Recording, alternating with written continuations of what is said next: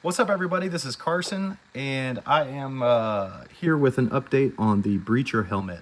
So those of you that don't know Breacher, he's designed by Mark Pennington, who was the Hasbro G.I. Joe designer for G.I. Joe from 1987 through 1989. He came in actually December 31st, 1985, started work in 1986 on figures that rolled out in 87. So he's designed this really cool helmet for Breacher. Just underneath this layer will be like an organic layer of kind of like more like chainmail looking stuff that'll go up against the neck. So you've just got a basic neck post here, you know, kind of a standard buck neck post. And I drilled out this helmet to work it up in there.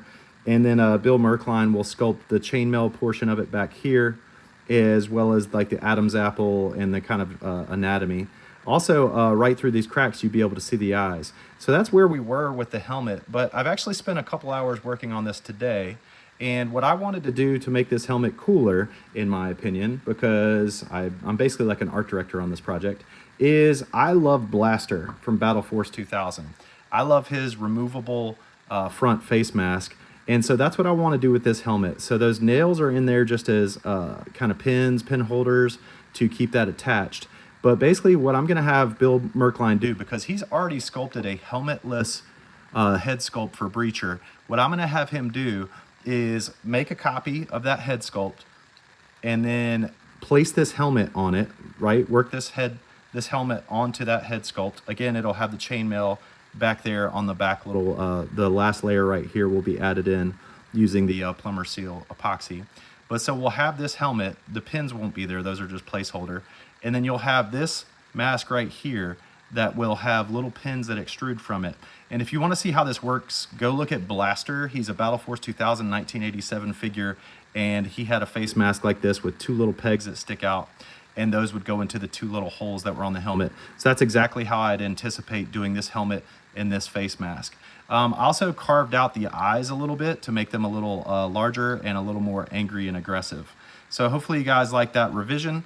Again, you'll see his full face. You'll see some hair sticking out from underneath, and you'll see, you know, the normal anatomy that Bill's already sculpted. So we'll make a duplicate of that. And spoiler alert, we're probably, for our re-releases, when we do recolors like say Midnight Ops, we're probably going to do alternate head sculpts, because I always really loved how they handled it with Sky Patrol, where they created one unique head sculpt and did a different deco, and it felt like you were getting an almost entirely new figure. And so I always thought that was a really smart way. I don't want to just repaint and re-release figures. Of course, we might do that sometimes, but what I would rather do is add a unique piece or two, like a head sculpt, or if it's Midnight Ops, what if Rottello had night vision goggles for Homer, for example. Just little fun stuff like that to make it feel like an all-new purchase. But I wanted to show you guys this. I think this helmet really is coming alive with the two-piece idea. You can pop this little shark mask off, pull that off, and see the facial expression that Bill's already sculpted. And then for another release, we'll probably do a helmetless head sculpt from Bill Merkline. So hope you guys like that idea. Again, have a good look at Blaster from Battle Force 2000 to see how this will execute with that little face mask coming off just like that. So hope you guys like it. Have a good one. Thanks for joining me, Ken. Good to see you, brother. Take care.